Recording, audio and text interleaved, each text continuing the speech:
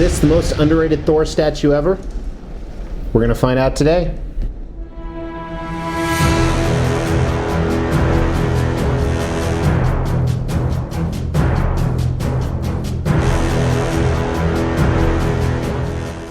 Welcome to the Extreme channel. My name is Mr. X. A big part of our channel is all about extreme collectibles. And today we're looking at this very rare Thor 1/4 scale statue.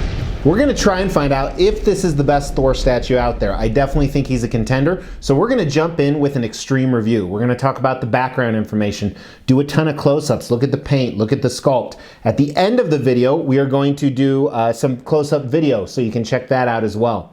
However, before we do, if you want to win some free statues, both of these Venom statues, if we can hit 10,000 subs by April 15th, we are giving both of them away. If we don't make it by April 15th, then we are just giving one of them away. Make sure to stay tuned till the end of the video to find out more details. But let's jump right into this guy because there is a lot to cover. First, I didn't just buy this piece. I've actually had him, I think for about 18 months, maybe 2 years, quite a while. He actually has been sitting on a very low display, so I finally just picked him back up. I forgot how much I liked him. He is a fantastic piece. We're gonna review him using the extreme scale. If you've never seen that before, then you haven't ever watched any of my recent videos. It's a 1 through 5 scale, where T on the far left means trash, and X on the far right means extreme or the absolute best. So I purchased this piece because at the time I was building my Avengers collection. This was before Endgame came out. I did have the Sideshow Thor Breaker of Brimstone premium format on order. You can check out the review here because obviously since then I've received it. And I like certain things about that one better than this, and vice versa, which we'll talk about at the end of this review. And I wasn't gonna buy this initially because I was not happy with some of the pictures, but I ended up getting a spectacular deal on it. He cost right around, I think, 900 euros or so, which is approximately 1100 USD, 1200 depending on the exchange rate. But I nabbed him for I think like 550, 600 euros plus shipping, and I couldn't have been more ecstatic when I opened him up. I thought, yeah, that's not a bad price for this piece. Then I got him and I was kind of blown away, which is some of the stuff we're gonna talk about, starting with concept. First, I love the fact that Thor is on a huge piece of ice. And this could be attributed to, you know, some of his Viking heritage or Nordic heritage that you sometimes have with Thor, or, you know, the whole frost giant, anything like that. So I think it ties in a number of different ways, which is pretty cool. And you see him using his power. He has Mjolnir. I can never pronounce it correctly. He has his hammer. There is lightning coming out. He is in a dynamic pose, meaning he's in the middle of an action. Depending which portrait you display him with, because there's a lot of options that we're going to talk about with design. His clothing is fantastic. He has a few different switch out options, but he's in kind of these royal robes and this knight chainmail type armor with his cape flying in the wind. And depending which portrait you display him with, he may be screaming or stoic or have a helmet on. We're going to look at some of that stuff in the design, but I think they nailed the concept of Thor awesome. I love this concept. It's really showing everything that Thor is. I think the only other way to really deck out Thor would be to have him with his hammer in the air and lightning coming to it. I think Sideshow did a pretty decent job. Actually, here's another picture of them side by side. That's very, very dynamic, I think, as well, with the Surtur base and a lot of tie-ins. I think this concept is Thor all the way. It's very powerful, very godlike, very Thor-like. So I give the concept an X. I think it's a 5 out of 5 on the concept. Next category is design, and we talk about displayability. Did everything go together well? Does it make sense? Honestly, there's a lot of great things here, and then there's some things I would change. So everything fits very well with one exception. The right foot doesn't go all the way down. Here's a little bit of a gap. You actually see the key on the bottom of it. You can technically press it all the way down, but it puts the left foot up. However, that's way in the back, so it's not really a big deal to me. Another thing, all these lightning bolts up here don't stay in very well. I actually had to glue a few in, and some of them, you can't even tell where they go, so I think that's an issue. I actually took some of these and put them on my XM Studios Storm, on her wrist. Got a little bit creative because there were so many.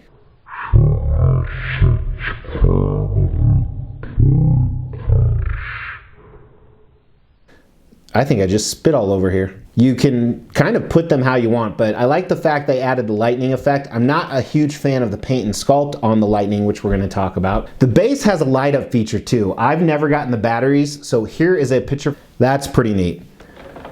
Another negative, look at this base. It's way too big. That's what she said. The pose he's in and how far he's standing apart makes sense. I understand why they did it, but from a displayability option, this takes up the same amount of space as 3 or 4 other 1/4 scale statues. Along with that, because he's hunched over, you really can't display him low. Obviously you can, but you don't get the full effect. Kind of eye level or even a little bit above is the best place to display him, so that eliminates some of your display space. Enough of the negatives with the design, let's talk about some of the positives. First, the engineering is awesome. There's been no leaning, no issues with the cape. Everything fits together really well up here, and there are so many different switch outs, and ironically, the head is a magnet, but the arms are just keys that fit in really well. So his entire body is one piece minus his cape, arms, head, hands, hammer, and lightning pieces, and the base. But the different switch outs, let me show you right here. Arms, you can have chainmail, which is actually what I prefer, and we're gonna do close-ups and pictures of both this and his unarmored arm. And the paint and sculpt on this is incredible. It's very difficult to decide which one you're gonna do. Another switch out option that actually I don't have, it was kind of an exclusive that they offered, was he can be throwing his hat with the left hand, or just the left hand out in the open like I have. But he has 4 different portraits, so let's look at all of those. My favorite probably is the unhelmeted, bearded, screaming portrait. Kind of an older Thor, very pissed. The other unhelmeted portrait, which obviously these two you could display that exclusive with, is a little bit younger Thor, stoic, mouth closed.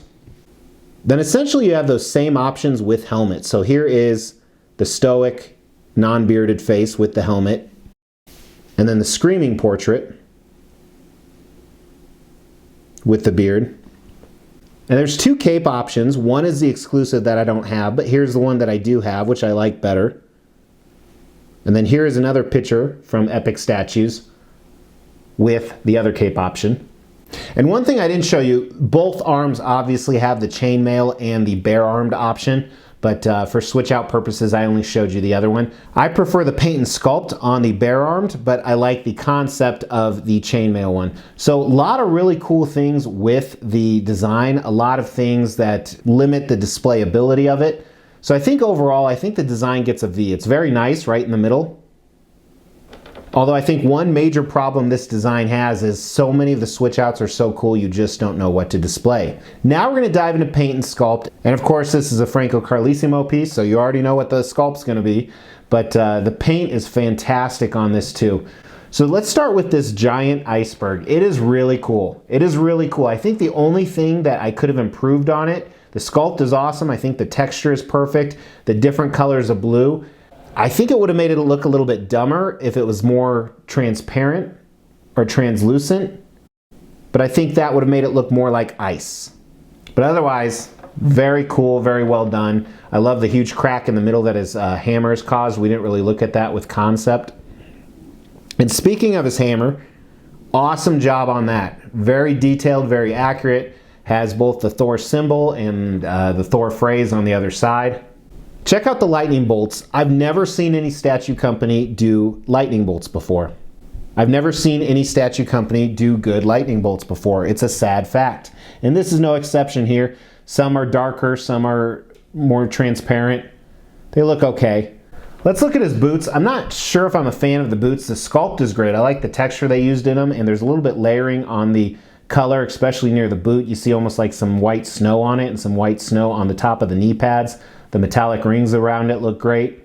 I just don't like the style of them, not necessarily the sculpt. Let's look at the chainmail, starting with his legs here. His anatomy, his legs are very interesting, and I was actually doing this pose, which I look fantastic by the way, and this is the way your legs would spread if they were in some type of tight chainmail. So the musculature looks really strange, but again, this is a Franco piece who knows musculature like there's no tomorrow.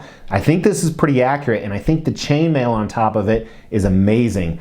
The different layering on it, the different colors, there's this shadow, black, weathered effect into the metallic silver. It is really cool.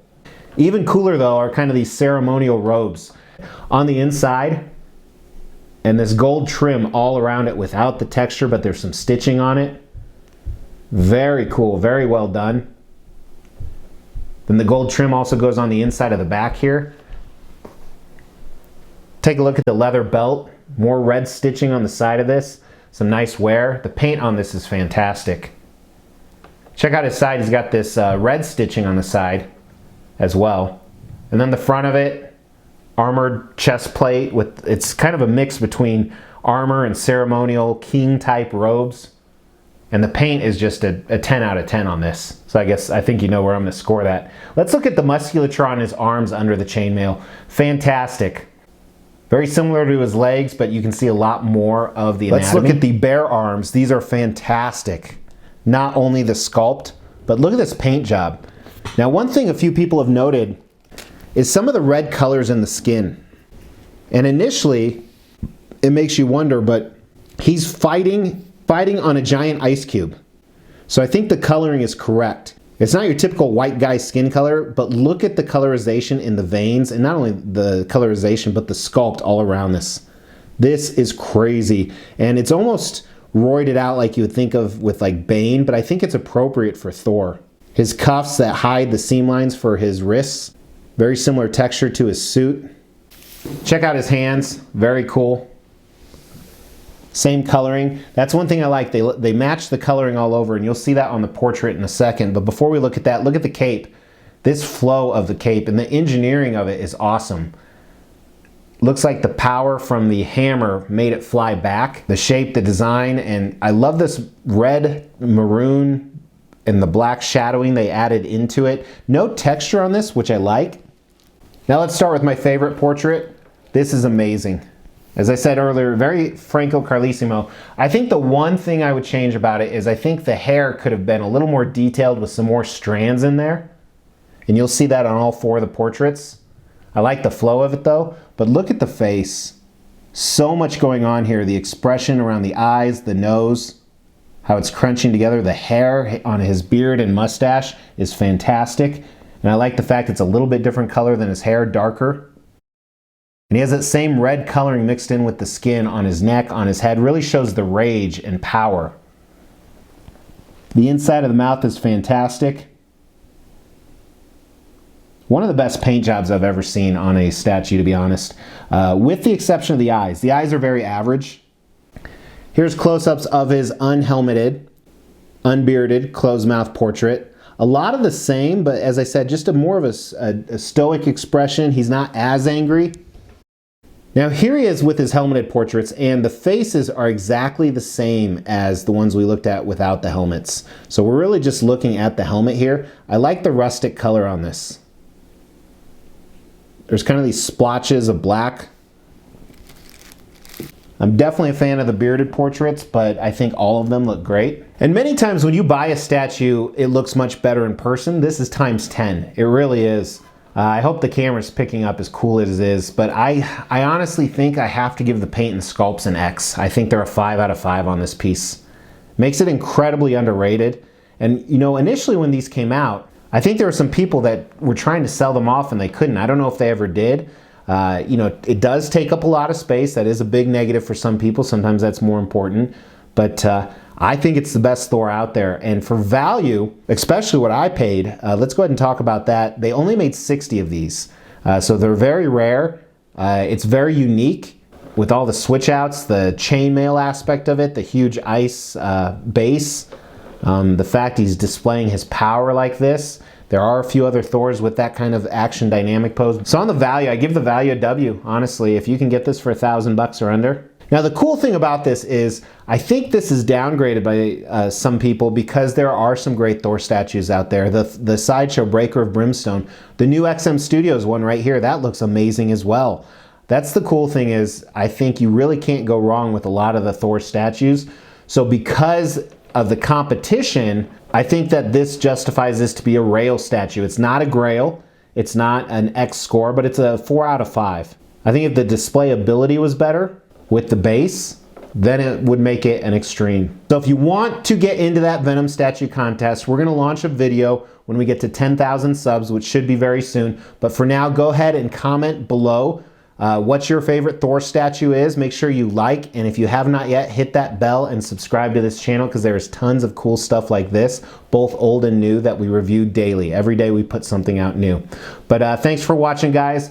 Take care.